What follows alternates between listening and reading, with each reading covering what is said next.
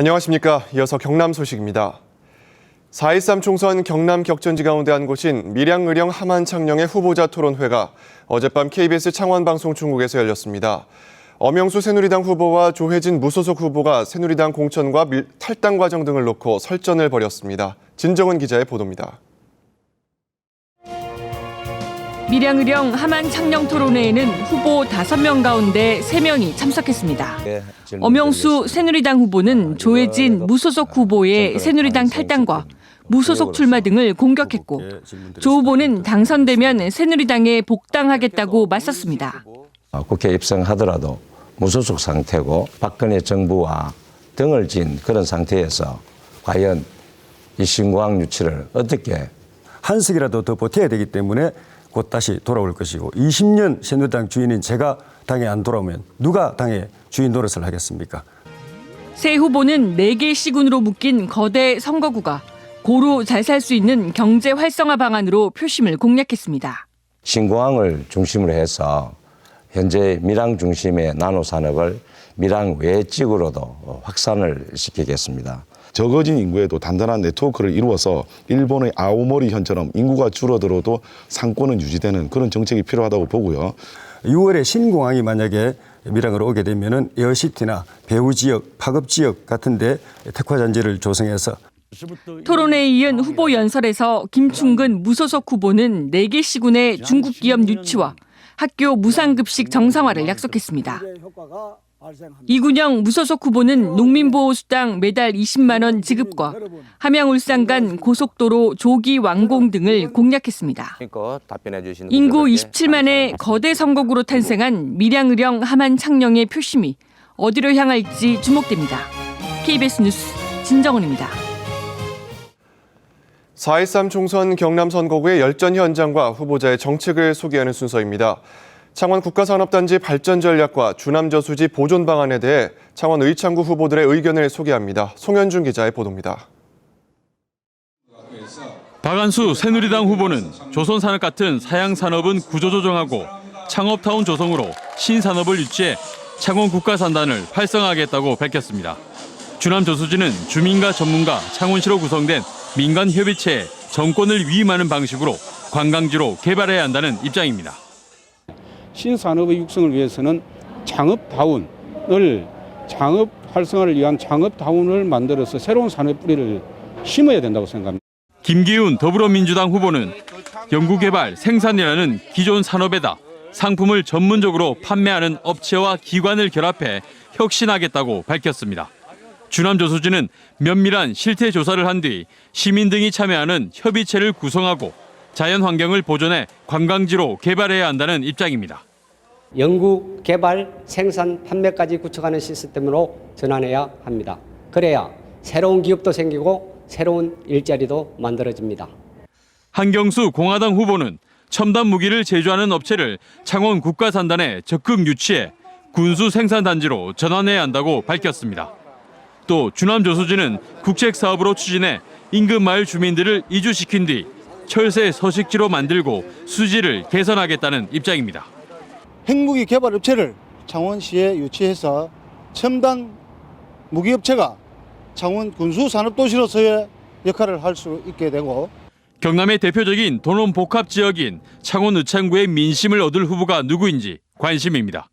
KBS 뉴스 송현준입니다. 정신질환을 앓던 중 사귀자고 조르던 남성을 살해한 혐의로 기소된 여성에게 징역 10년이 선고됐습니다. 창원지법 제4형사부는 살인 혐의로 기소된 23살 남모 씨에 대한 국민참여재판에서 징역 10년을 선고했습니다. 재판부는 사귀자고 조른 피해자의 행위가 사회통념상 스토킹으로 보기 힘들지만 정신질환을 겪던 피고에게는 스트레스가 돼 범행의 동기가 됐을 것이라고 밝혔습니다. 지난 2014년부터 정신분열증 치료를 받던 남 씨는 지난 1월 15일 김해에서 사귀자고 조르던 43살 김모 씨를 의자에 묶고 흉기로 찔러 숨지게 한 혐의로 기소됐습니다. 친환경 자동차인 수소차 중점 보급 도시로 선정된 창원시에 충전소 건립 등이 추진되고 있습니다. 이 새로운 성장 산업인 만큼 창원의 자동차 부품 제조업체들이 수소차 시장에 성공적으로 진입할 수 있을지 관심이 모아지고 있습니다. 보도에 손원혁 기자입니다. 차세대 친환경 자동차인 수소차. 창원시는 지난해 수소차 중점 보급 도시에 선정됐습니다. 국비 20여억 원을 지원받아 올해부터 수소 충전소를 만들고 수소차 30대를 보급합니다. 수소차 관련 산업은 2030년까지 400조 원 규모로 급성장이 예상되지만 경남은 아직 걸음마 단계에 불과합니다. 자동차 부품을 만드는 창원 지역 업체는 530여 곳에 달하지만 현대자동차가 양산하는 수소차에 납품하는 업체는 11곳에 그치고 있습니다. 차후에는 어차피 친환경 차량으로 봐야 되기 때문에 저희들도 그쪽에 뛰어들려고 준비를 지금 하고 있습니다. 부품업체도 수소산업에 대한 정보와 기술 교류 등을 위해 완성차 업체와의 교류에 나서고 있습니다.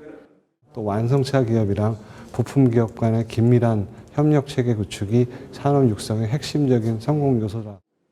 현대자동차는 광주를 수소연료 전지 육성 거점으로 삼았지만 시장 확대에 대비한 부품업체 다변화를 창원 지역에서 기대하고 있습니다.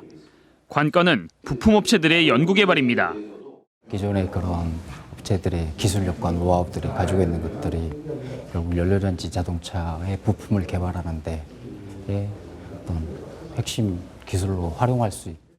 정부의 2025년 수소차 보급 목표는 10만 대. 창원 지역 업체들이 수소차 시장을 선점해 나갈 수 있을지 주목됩니다. KBS 뉴스 손원혁입니다.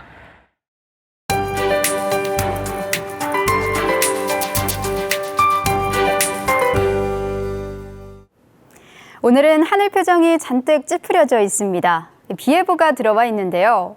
늦은 오후부터 시작되겠고 내일 낮까지 이어지겠습니다. 강수량은 30에서 70mm로 해안 지역은 많게는 100mm가 넘게 내리는 곳도 있겠습니다.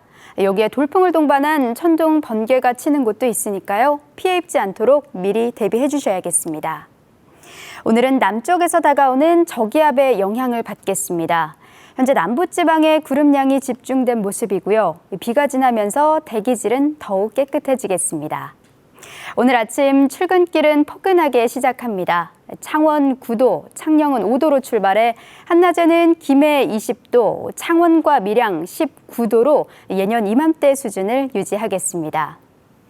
하지만 비가 지나면서 조금은 쌀쌀하게 느껴질 수 있는 점 염두에 두셔야겠고요. 바람 때문에 체감 온도는 더 낮게 느껴지겠습니다. 진주 18도, 함양과 합천 19도로 어제보다 2, 3도가량 내려가겠습니다. 해상의 물결은 남해 동부 먼바다에서 최고 3m로 일겠습니다. 비가 지난 뒤에는 봄 기운이 더욱 완연하겠습니다. 주말까지 구름만 다소 지나겠고 창원의 낮 기온 20도를 웃돌겠습니다. 기상정보였습니다. 함안군이 함안 수박산업 특구 지정을 추진하고 있습니다. 저소득층의 자립을 돕는 이든 카페 3호점이 장유 목재문화체험관에 문을 열었습니다. 사천시가 지난해 1월 착공한 무형문화재 전수교육관이 이달 완공됩니다. 산청군이 시천면 남명유적지에 세운 한국선비문화원이 운영을 시작했습니다. 앞으로 2년 동안 경남 지역 고등학교 입학생이 크게 줄 것으로 보입니다.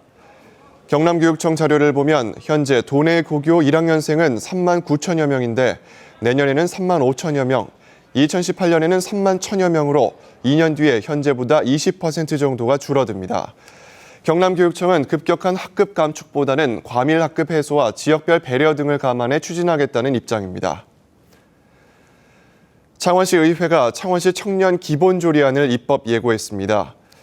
김석규 창원시 의원이 대표 발의한 이번 조례안은 창원시에 거주하는 만 19세 이상 34세 이하 청년들의 개별 사업과 활동 등에 창원시가 행정과 재정적인 지원 노력을 하도록 규정하고 있습니다. 하동군이 한국남부발전과 소수력발전 사업 추진을 위한 투자 협약을 맺었습니다. 하동군과 한국남부발전은 오는 2020년까지 200억 원을 들여 2,000kW 규모의 신재생에너지를 생산하는 소수력발전소 10기를 하동군에 건설하기로 했습니다. 하동군과 남부발전은 이달부터 사업 대상지 확인과 사업 타당성 검토 등을 거쳐 내년 1월부터 본격 착공할 계획입니다. KBS 뉴스를 마칩니다. 고맙습니다.